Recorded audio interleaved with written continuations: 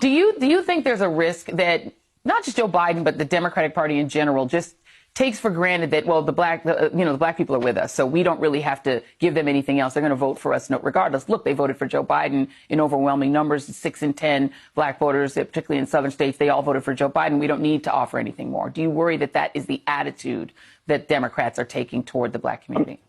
I mean, I know that's the attitude, you know. I mean, that's why I don't even care about the words and the lip service, and the apology is cool, but the best apology is actually a black agenda. You know, they got to make some real policy commitments to black people. We got to stop acting like the fact that blacks are overrepresented in America when it comes to welfare, poverty, unemployment, homelessness, drug addiction, crime, coronavirus. Like, that's no accident.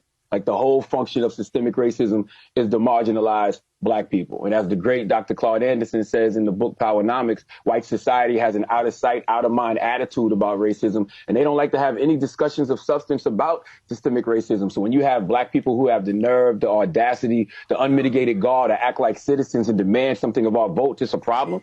It's like you got, you know, whites telling us to stay in our place, and you got black people saying, oh, stop, now is not the time, you're going to get Trump reelected. It has to come to a point where we stop putting the burden on black voters to show up for Democrats and start putting the burden on Democrats to show up for black voters.